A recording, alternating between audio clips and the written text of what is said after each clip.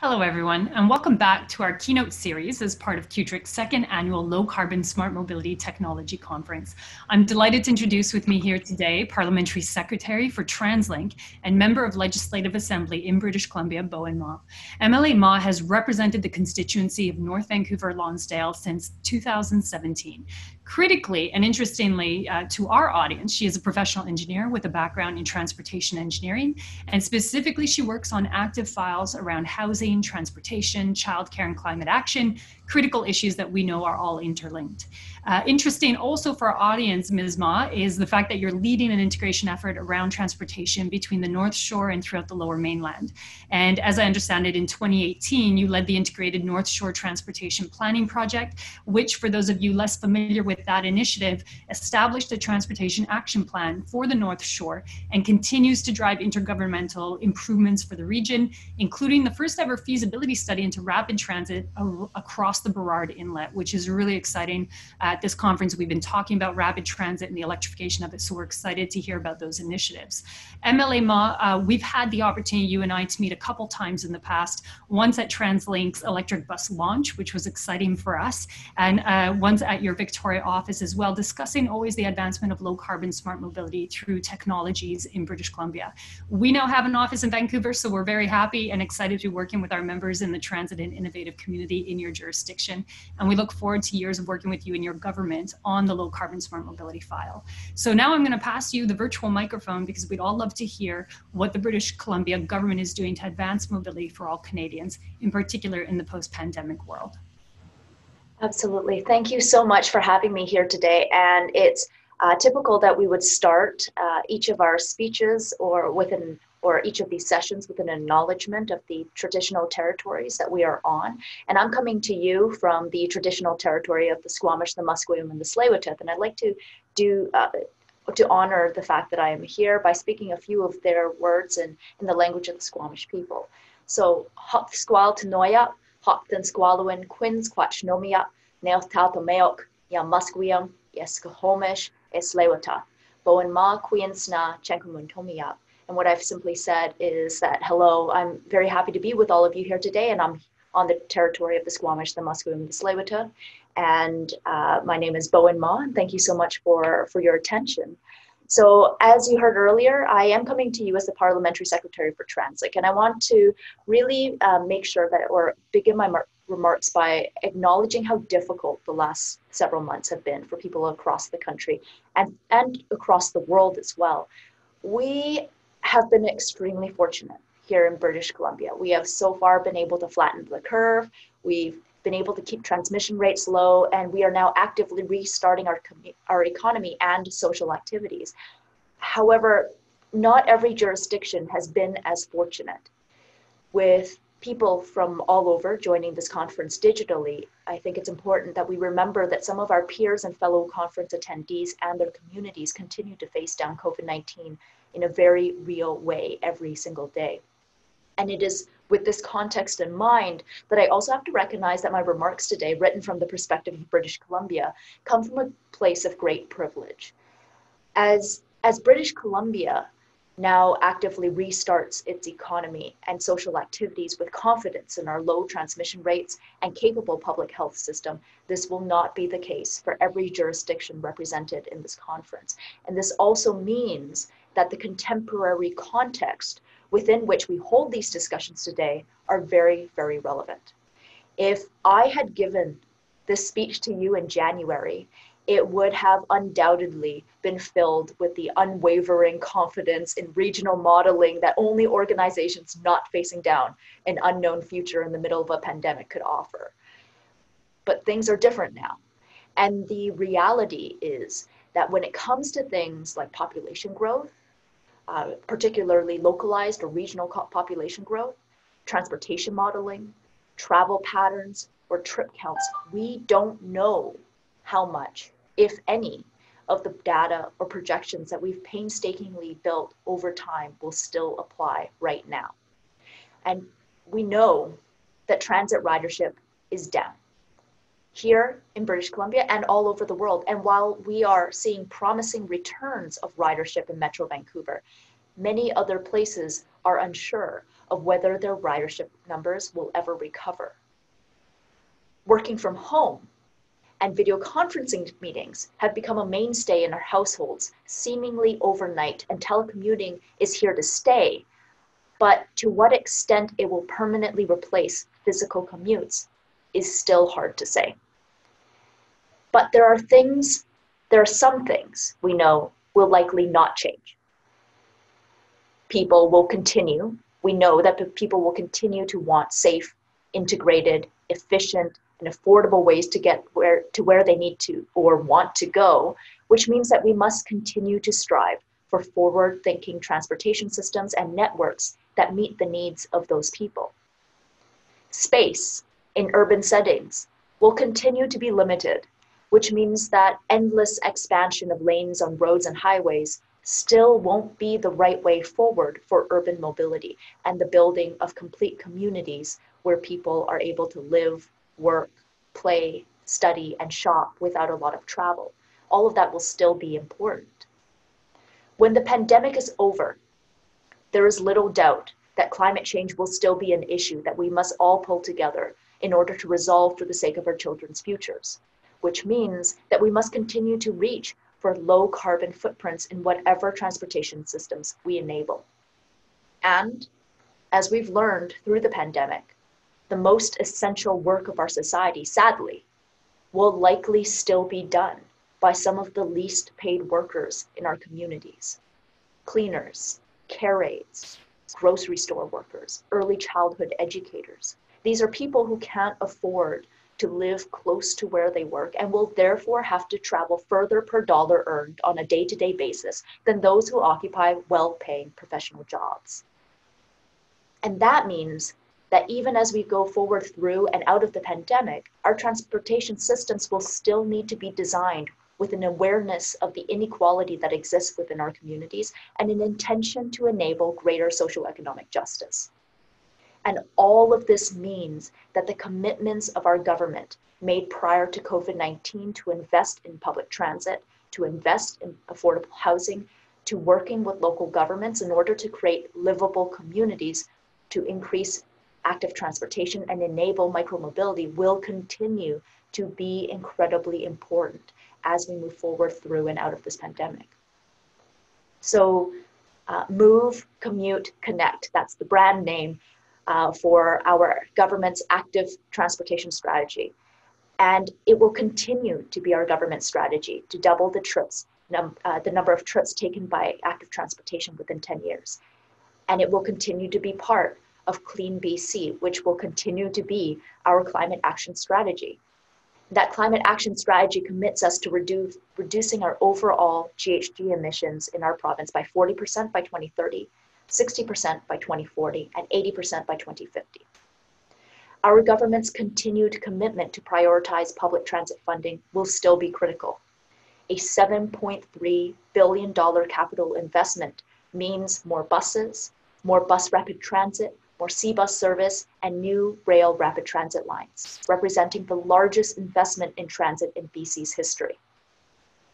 And the knowledge that all of this work is still only the start of what needs to be done moving forward means that our commitment to working with Translink and the Regional Mayor's Council to develop the next regional transportation strategy, which is called Transport 2050, must and still remain strong, because no matter what happens after COVID-19, the BC government and Translink must continue to have a shared vision for transit and transportation advancement in Metro Vancouver over the next 30 years.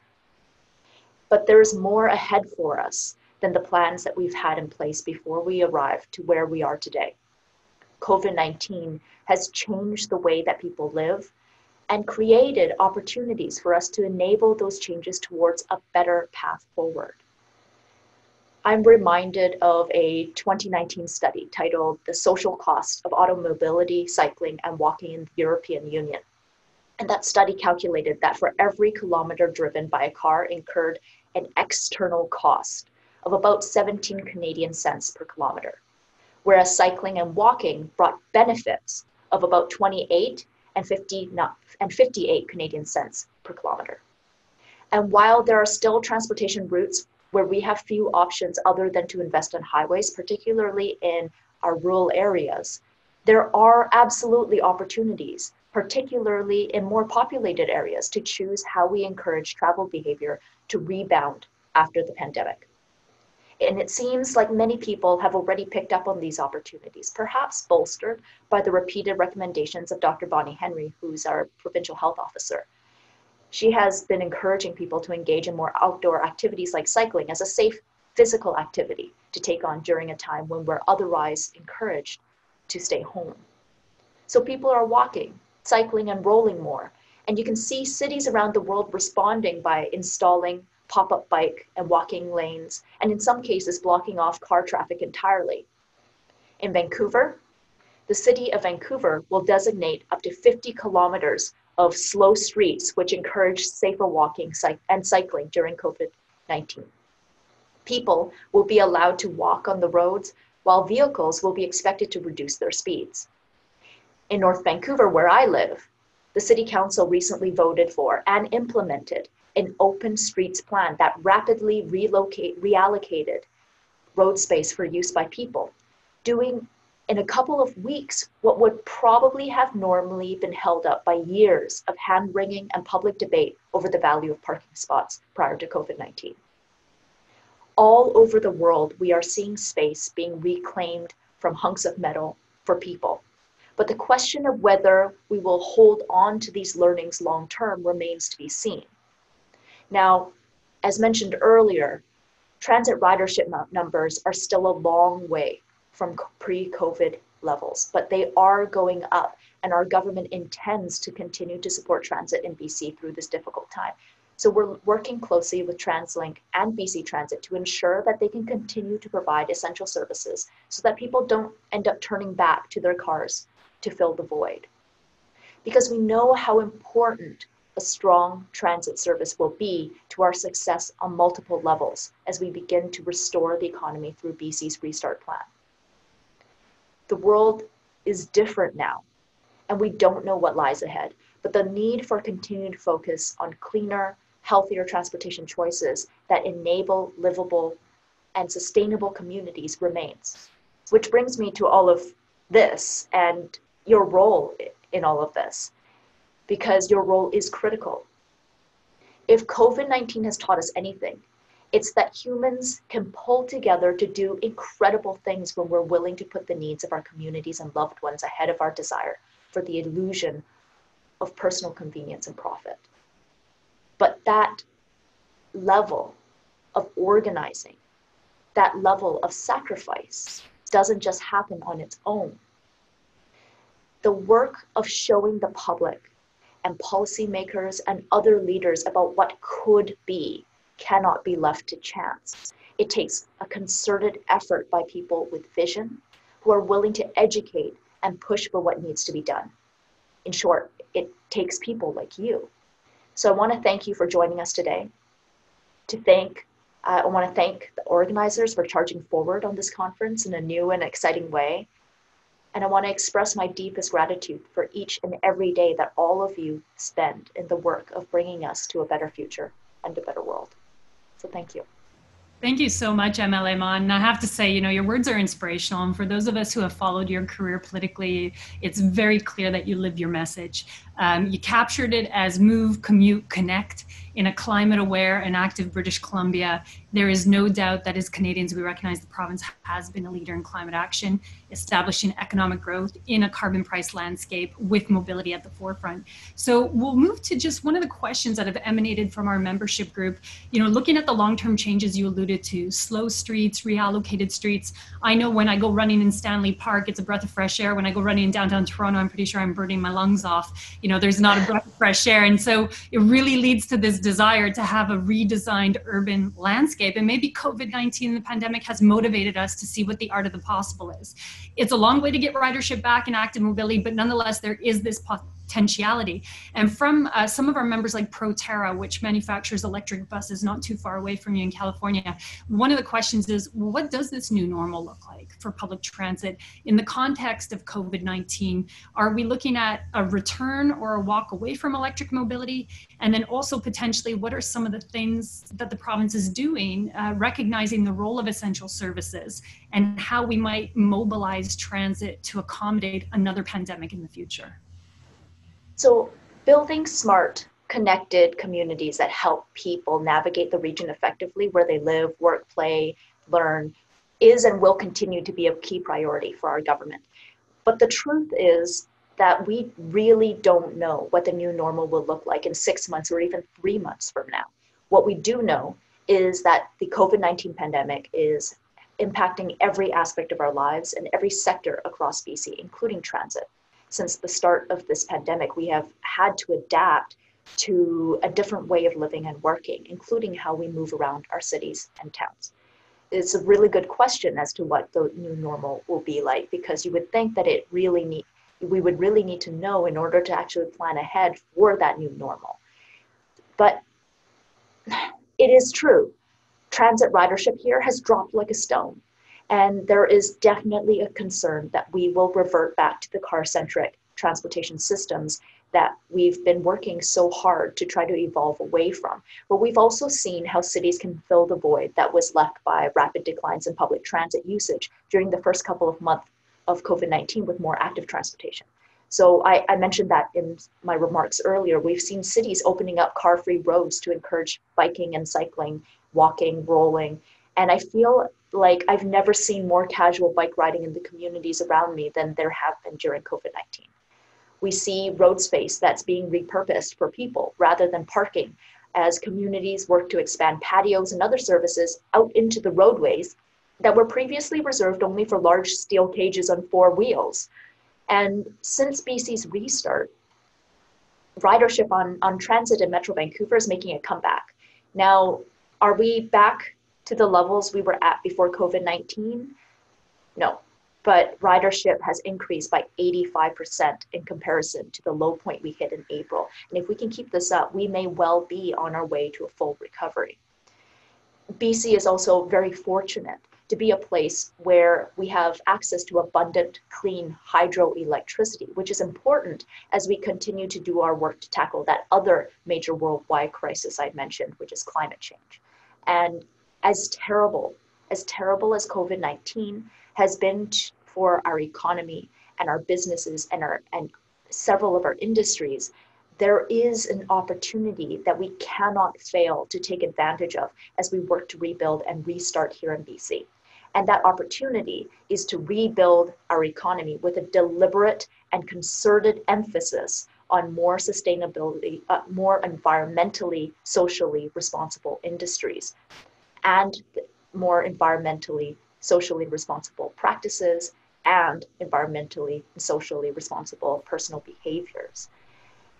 And transportation is one of the most important sectors for us when it comes to reducing GHG emissions and doing our part to tackle climate change. So as economic activity grows, the number of trips that will occur will also grow. And how those trips are taken will matter a lot. Will people go back into their buses? And if not, will they get back into their cars? Or will we be able to enable the continued embrace of active transportation that we've seen during COVID-19? A lot of this will depend on where we invest money as a government, but also as a society.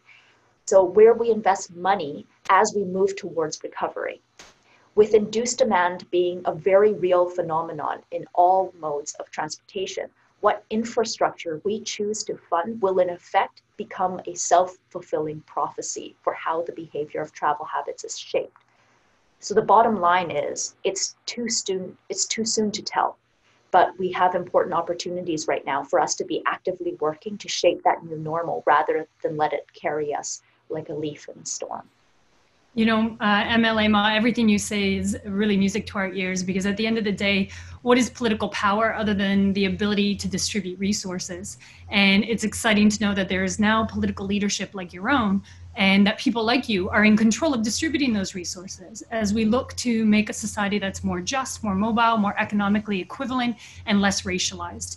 So heading into this 21st century, a lot of unknowns, transit coming back and roaring back, we hope so, with the kind of leadership in British Columbia that positions it at the forefront as a solution in climate action. I have to say, you know, at CUTRIC, we believe transit is the future of economic growth. There's no way around it.